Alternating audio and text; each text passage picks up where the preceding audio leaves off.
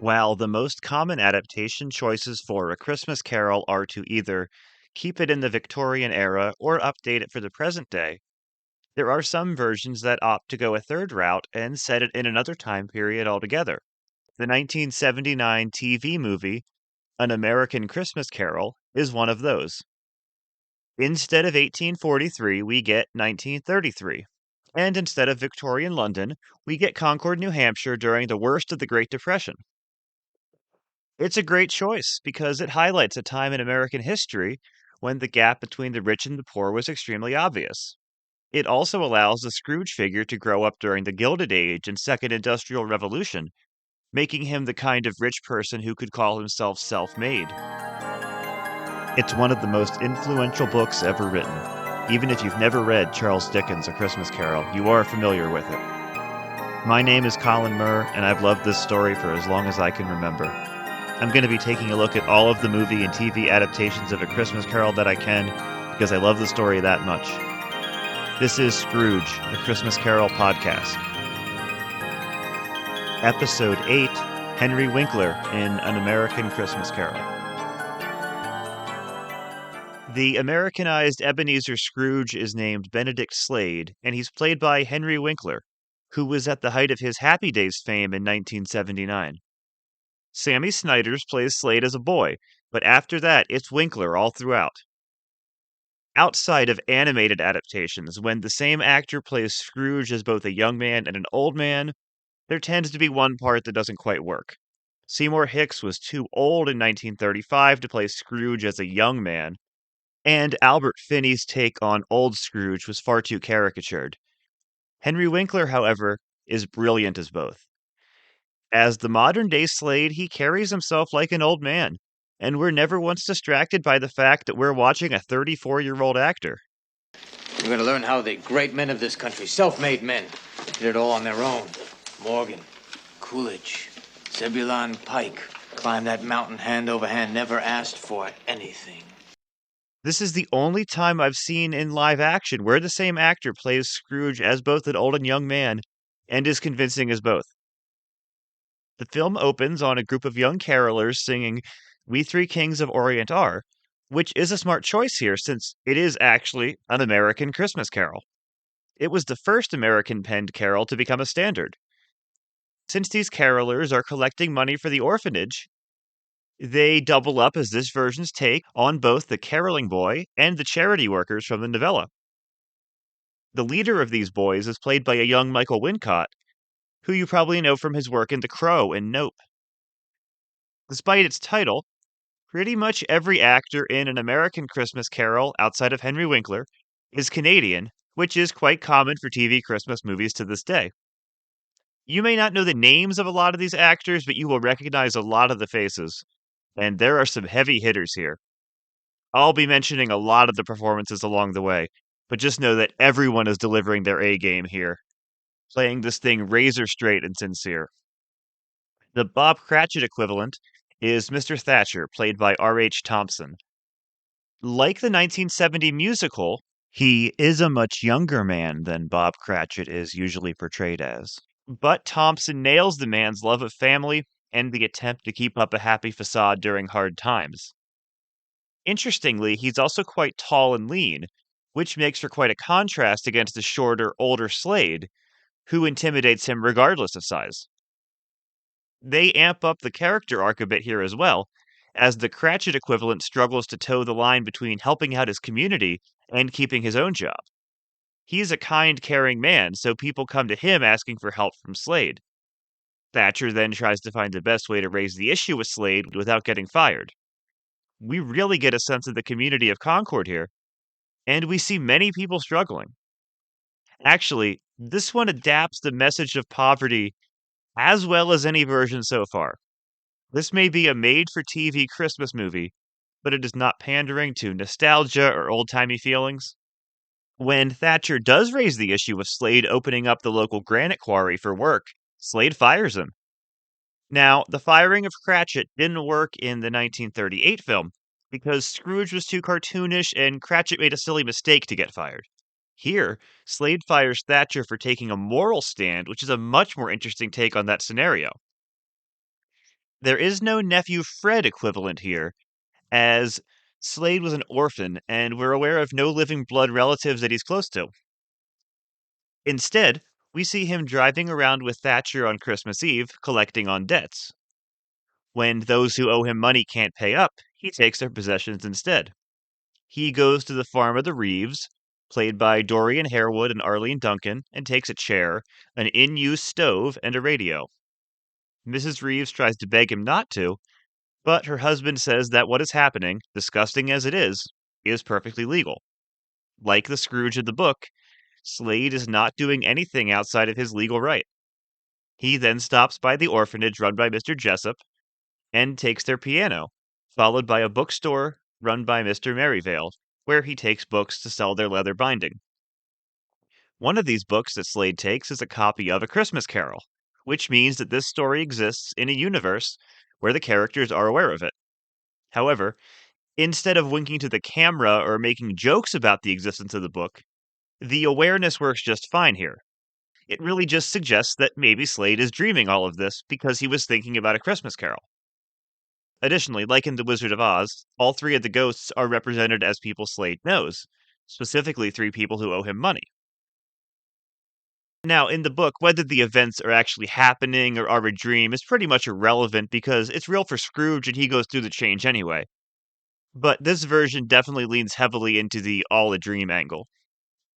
If you've ever listened to the fantastic Jacob Marley is Dead podcast, which is also all about A Christmas Carol, you'll know that one of the co-hosts there really loves to go into the details of each version and debate whether they're portraying it as a dream or as real life. Really interesting. In a particularly chilling take on the Marley scene, Slade is visited by the ghost of his old mentor and business partner, Jack Latham, played by Ken Pogue. He doesn't see his face on a door knocker, and there are no ghostly special effects used. Actually, there really aren't many special effects used in this version at all. It's pretty minimalist. However, the cold, haunted delivery by Pogue and the fear displayed by Winkler make the scene effective.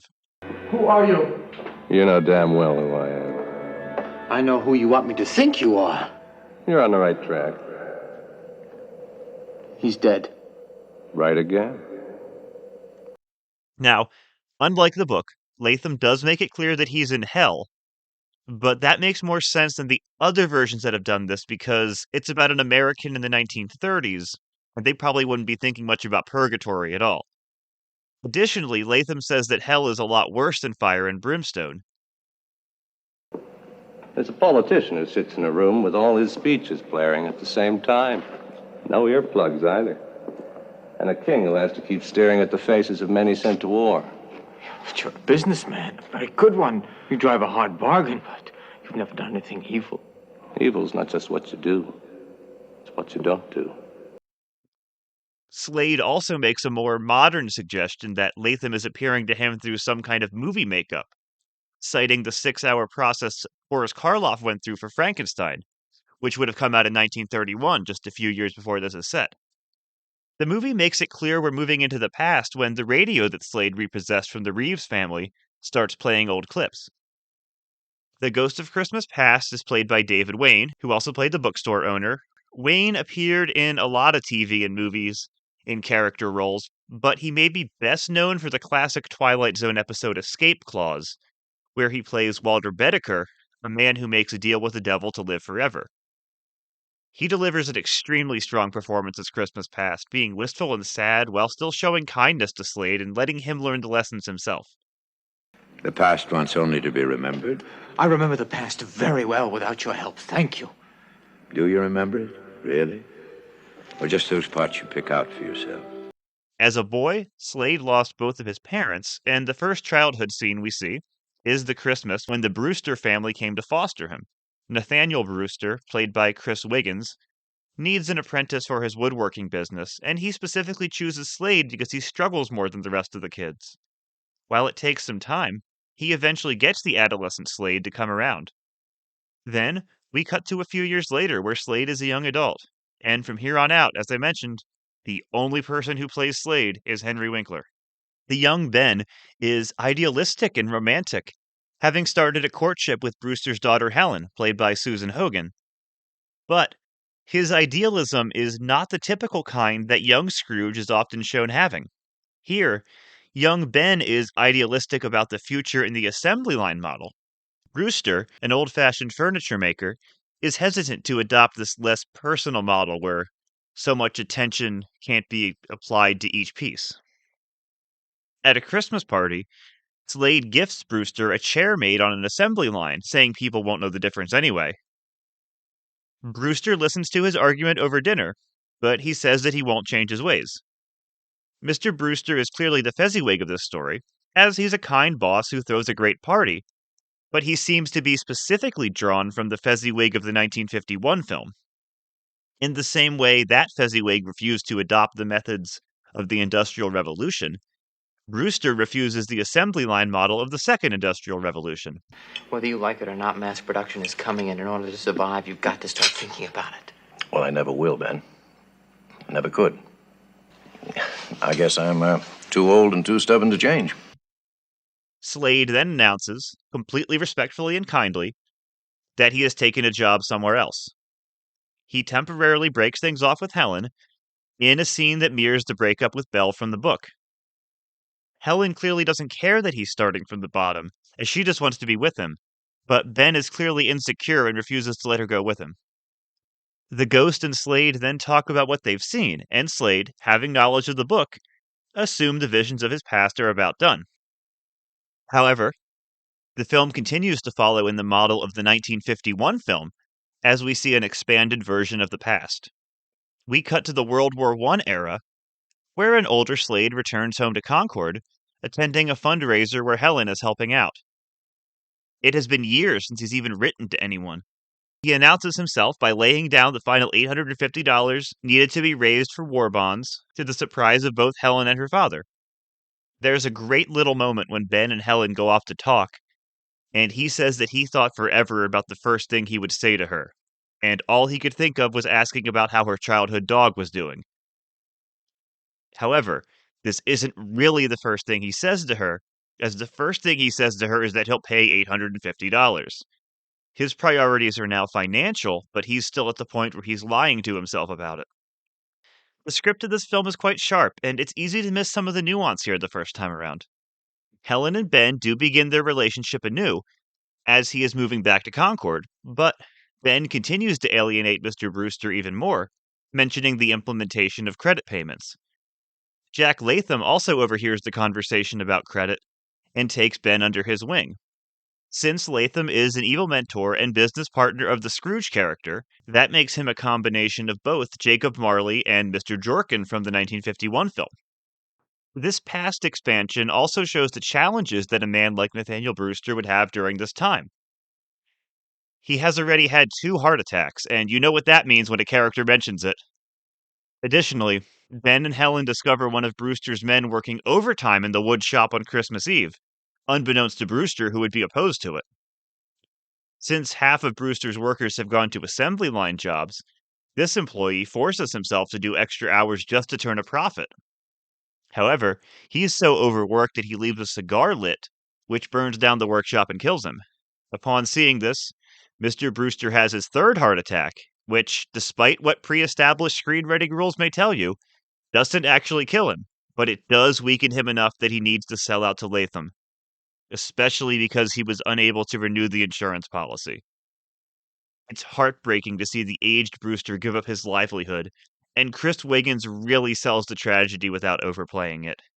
Well, I'm such a smart businessman, Ben, that I went and let the insurance policy lapse. Can you believe that? Well, we'll get the old place rebuilt again someday with luck and help of good friends. Brewster dies not long after, and Helen silently rejects Ben at the funeral.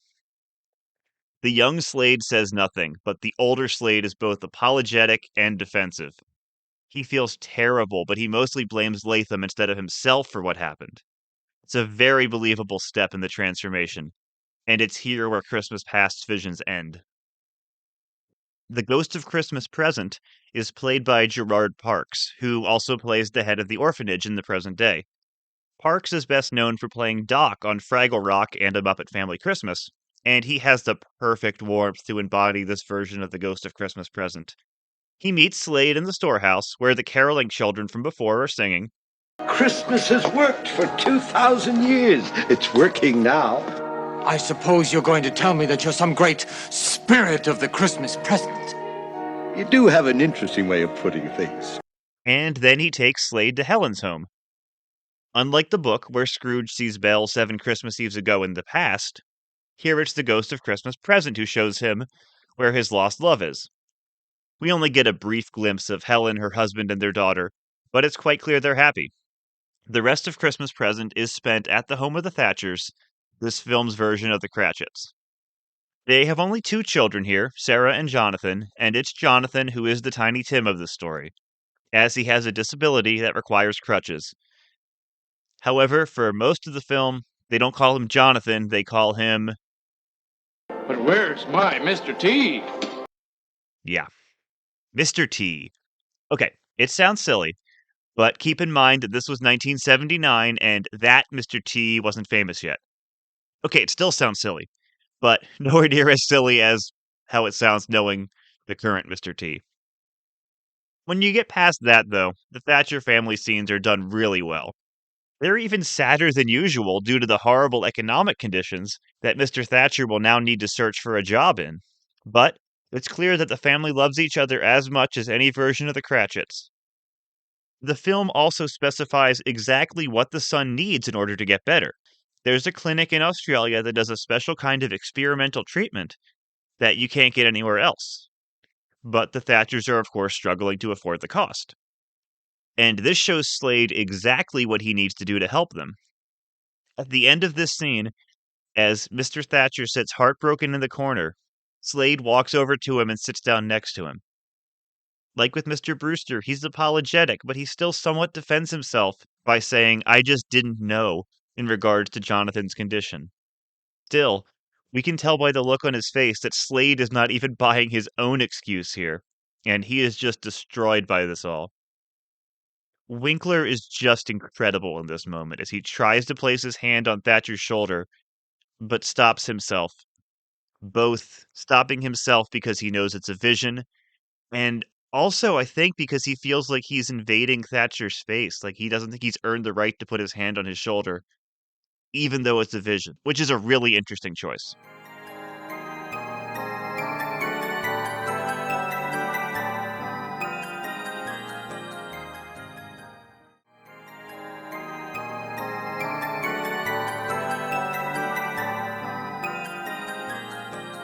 Like with Christmas Past, Christmas Yet to Come is also introduced with the radio. Here, Slade hears disco music on the radio, and then the ghost appears, played by Dorian Harewood and dressed in late 70s attire. This is one of the things that people make fun of the film for. And while it definitely dates it to 1979, it's not all that bad.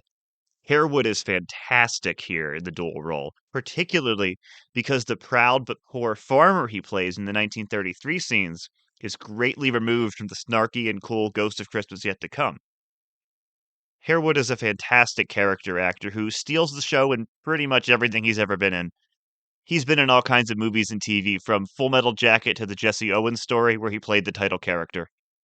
Like with most versions that update the story, the Ghost of Christmas Yet to Come speaks here, but like with Robert Shaw in Carol for Another Christmas, he still feels a lot like the book character. He seems to enjoy making Slade suffer just a little bit, and he has some very dry lines throughout. Hold your ground. You can have the radio back. It's okay. Take it back to the farm free of charge. Do I look like a farmer to you? First, he takes Slade to see his things being auctioned off at ridiculously low prices. Slade is clearly sad and horrified at what's going on, but the ghost has some laid-back laughter at the whole thing. When Slade tries to leave, the ghost says, "It gets no better, Mr. Slade." Like in the book, Slade knows exactly what's going on, but he's lying to himself to cover up for it. As Slade's things are being thrown on a bonfire, Slade asks who they're mocking, and the ghost says, "You can't guess?" The books Yet to Come scenes have this great irony with how the ghost responds to Scrooge. For example, Scrooge asks to see people who are emotional about this man's death, so the ghost shows him a couple who are happy that he's died. Here, Slade begs the ghost to go anywhere else, When the ghost asks where, he says somewhere with peace and quiet. Of course, this takes him to the graveyard, where he sees both the Thatchers mourning Jonathan and his own grave. Like with Christmas Present, he continues to beg this ghost that Tiny Tim can be spared. He says that this has not happened yet and isn't real, but the ghost reminds him that regardless, this family's grief is real. That hasn't happened yet. That is not real. The grief of those people is real. More than any version so far, this adaptation understands that the tragedy of the future scenes is that Scrooge dies lonely and unwanted. Slade and the ghost have an exchange that is one of the most powerful in any version of this story. To lie in a grave, unloved and unremembered. It's as if the life was never lived. And that is the only real death. I can't say enough about how good Dorian Harewood is in this. He's just phenomenal. He acts like the ghost himself is wrestling with having emotions and trying not to show them. He clearly feels bad for Slade by this point, but he knows that only Slade can make the change. Now, none of this is ever said explicitly in dialogue, and he could have just read the lines stoically and coldly. But the way he performs the scene suggests a whole journey that this ghost is on. And it could be inspired by a portion in the book, which is often not adapted. "Spirit," he cried, tight clutching at his robe, "hear me, I am not the man I was. I will not be the man I must have been but for this intercourse. Why show me this if I am past all hope?" For the first time, the hand appeared to shake. "Good spirit," he pursued, as down upon the ground he fell before it. "Your nature intercedes for me and pities me. Assure me that I may yet change these shadows you have shown me by an altered life." The kind hand trembled. The Ghost of Christmas Yet to Come is intimidating and scary, but even in the book, he seems to have a little bit of emotion for Scrooge. Now, you could also take the hand trembling as being a sign that the future is now changing and is not as set in stone as it appears. And I think you can take it either way, but the note that the Ghost of Christmas Yet to Come is even affected by this is such an interesting way to look at it. And I really, really like how they take the ghost in this version of A Christmas Carol. He is clearly struggling with his own emotions. It's great. Winkler is obviously great in these scenes too, and when Slade sees his name on the tombstone, it's not shock, it's just sadness as it should be. Tell me that this can change. I don't want to lie here in a grave, unremembered and unloved forever. On Christmas morning, Slade drops by the Thatchers and begins to make things right. He gifts them a large turkey to cook for Christmas dinner, and he brings Christmas presents, including a series of train tickets for a trip to Australia. I know I've criticized previous versions where Scrooge buys a load of presents for the Cratchits, but it works wonderfully here for a few reasons. One, this version does not downplay the helping the poor message at all. Two, there was something tangible he could do for the Tiny Tim character, and he does it here exactly. So it's extremely sweet that he doesn't leave out the sister, and he gets her a gift too. He also rehires Mr. Thatcher and insists they go give back the items they repossessed right away, which is the only reason I would ever accept Scrooge making Cratchit work on Christmas Day. He tells Thatcher that he'll open up the granite quarry and create jobs, and he also gives each of the people who were in debt to him additional gifts. The reaction of Mrs. Reeves in particular is just brilliant. She has this, "okay then," look of confusion on her face for the whole scene, and it never changes. She still hasn't processed what's going on, which would be the reaction of any sensible person in this situation. A cruel and mean person is suddenly acting nice the next day. How is someone supposed to react? There's also a great little moment in this scene where Slade tells Thatcher they have miles to go, which obviously they do literally, but it's also a shout out to the Robert Frost poem, "Stopping by Woods on Snowy Evening." There, the line of, Miles to Go Before I Sleep references the fact that the narrator has much to do before he dies, which Slade obviously does here. At Slade's final stop, the orphanage, he notices a young boy who was much like himself and decides to take him on as an apprentice. On one hand, this may seem odd, as Slade is an old man who may not have many good years ahead of him regardless, but at least we know the boy will be taken care of financially. Additionally, the film spends considerable time on their interactions, just like it did with Mr. Brewster and young Ben, showing that Slade will take the time and effort required to help this boy. It's quite a sweet note to end on. There is so much to like here. Yes, it is a 1970s TV movie, so the direction from Eric Till is not showy or extremely cinematic, and it even has those cuts in and out to commercial. But A Christmas Carol is such a character-driven story that it's easy to get past all of this. The performances are fantastic across the board, from Winkler on down, and the script genuinely Americanizes the story without losing its heart and soul. It understands the messages of the story and translates them to Depression-era America perfectly, while still keeping a very important message for the present day then and still the present day now. It's timeless.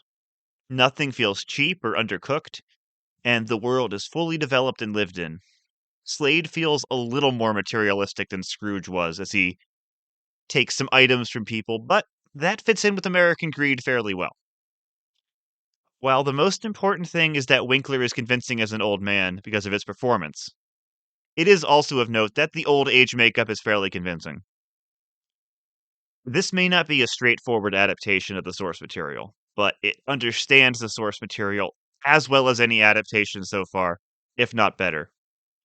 I'm prepared to lead the charge on getting this version seen by more people because it deserves to be. It's truly a hidden gem.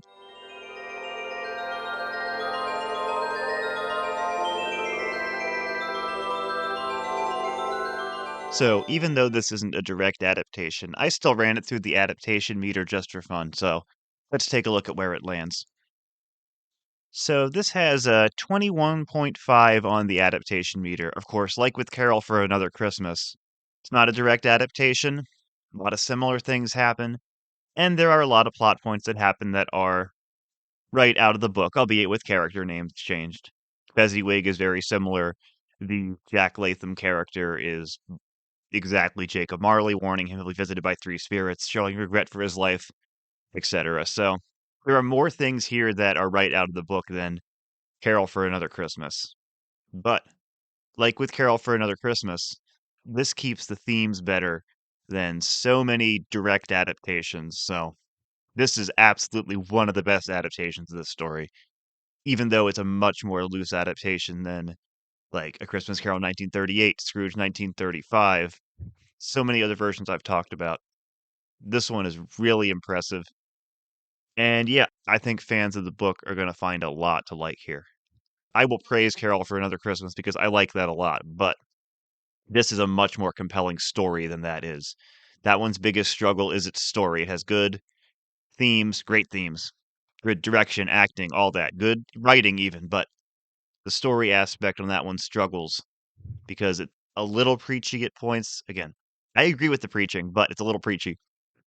This one is a good story. Slade is a compelling character, a good spin on the Scrooge character, and the supporting cast here just they all have interesting things to do. They're all interesting characters, and I like that they do the Wizard of Oz thing where each of the ghosts is someone he met along the way, and specifically someone who owes him money. So I like that people who owe him money and he's taking advantage of are coming back to haunt him. That's pretty great. Next week, I'll be talking about a little wrap up for this first season here and talking about what you can expect in the future. For now, you can stay tuned for some more thoughts on this episode, and thank you for listening to Scrooge, A Christmas Carol podcast.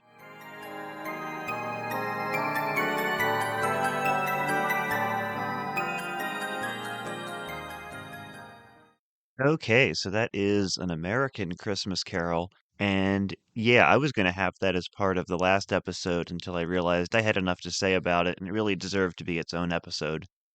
Because yeah, it's really worth talking about, worth checking out if you haven't.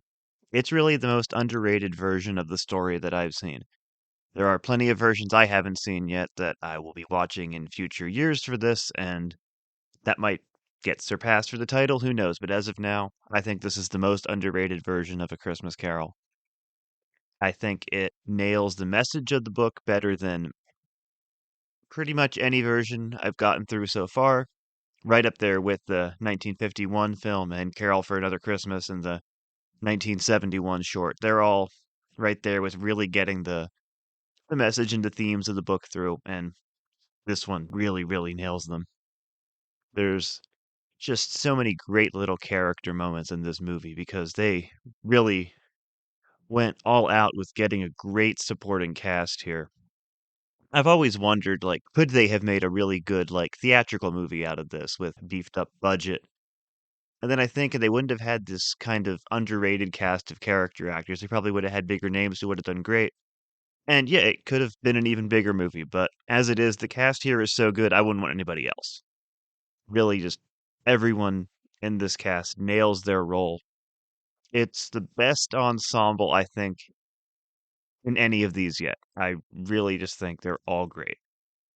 Yeah, even though, Carol for Another Christmas had really big names, and they were all great too. I think that's a close competitor, but like with that, there's no weak link here. Everyone's hitting it out of the park.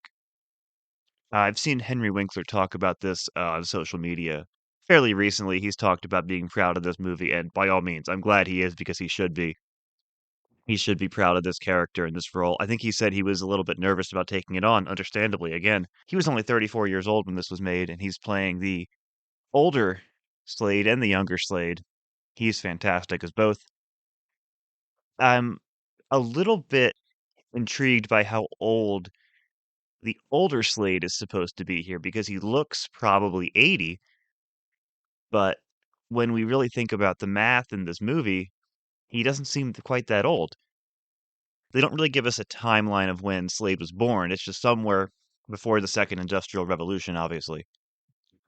But we do know that the present is 1933, and we know that in 1915 or 1917, whenever that World War I scene is set, he's not that old. He might be 40.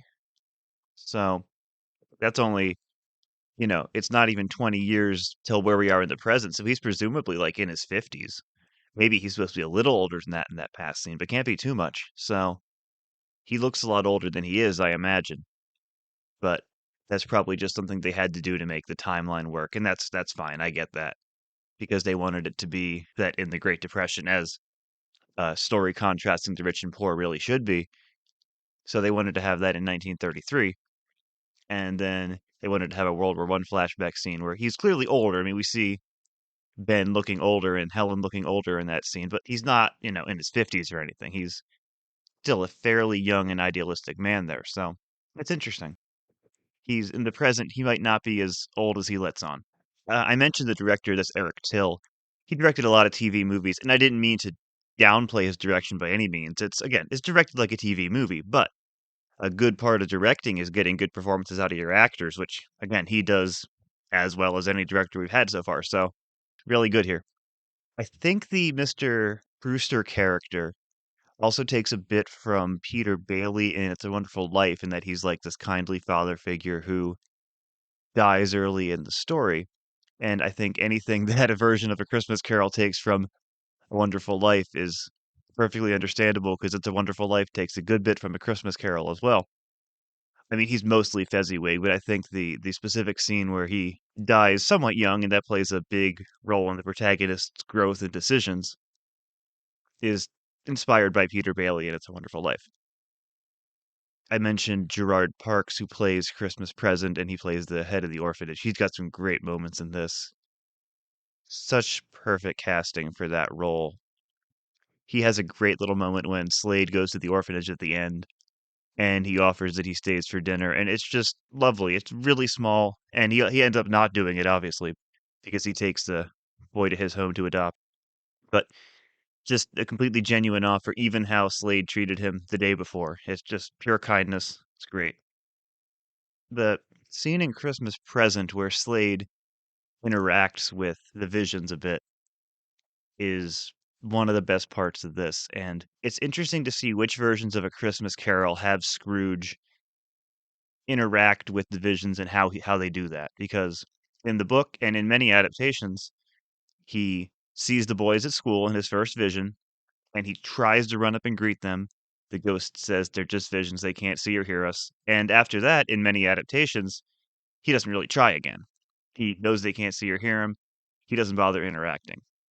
Now, I think it's always interesting when Scrooges will do something with the visions. They won't try to talk to them, obviously, because they know they're just visions, but they'll stare at them or they'll linger on something or they'll try to reach out and touch them like we see here.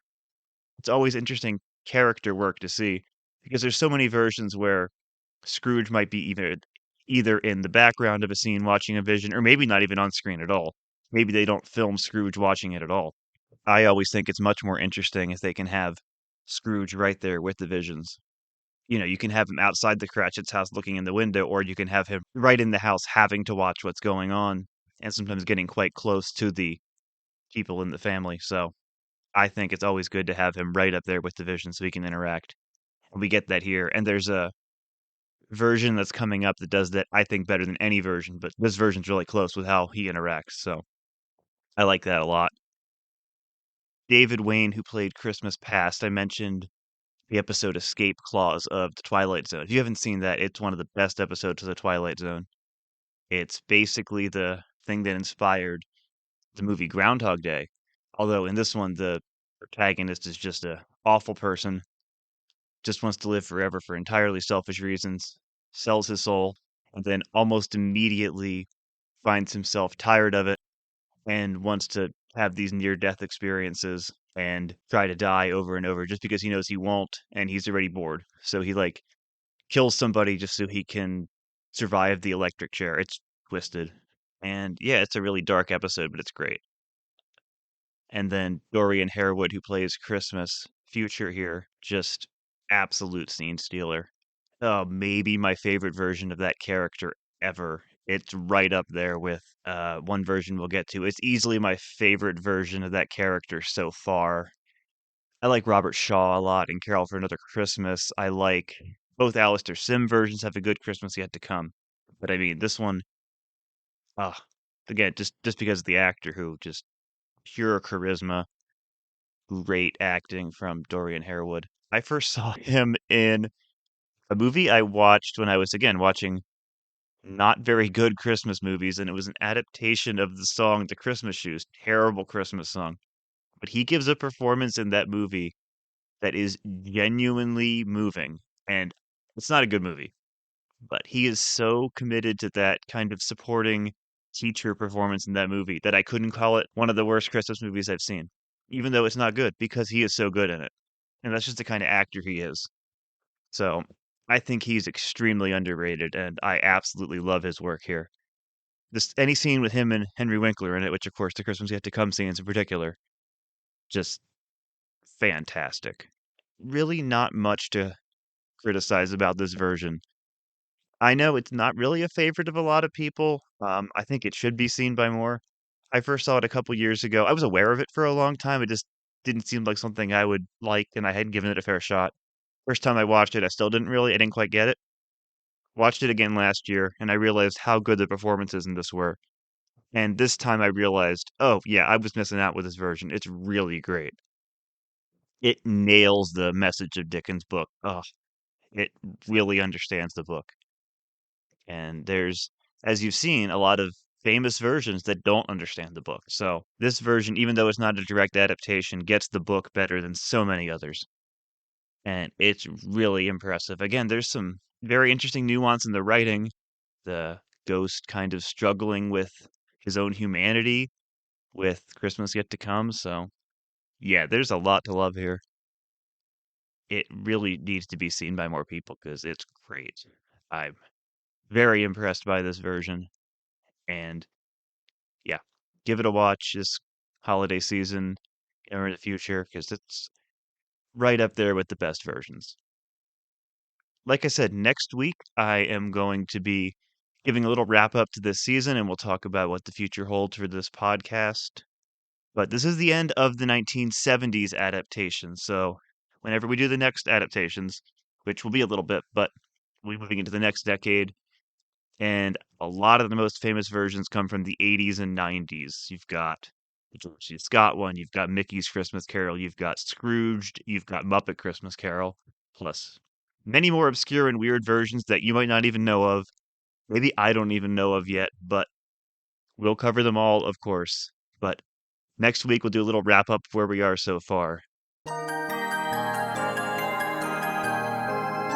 Scrooge, a Christmas Carol podcast, is written, edited, and hosted by Colin Murr. Theme music is Christmas Day by TRG Banks, and TRG Banks' Snowfall is also used for interstitial music. All clips in this episode are from An American Christmas Carol. Leaving a 5-star review on Apple or Spotify, as well as liking, commenting, and subscribing on YouTube will be a big help to me. I'll be back next Wednesday with another episode of Scrooge, a Christmas Carol podcast. Until then, make sure to live in the past, the present, and the future, and ensure that the spirits of all three strive within you.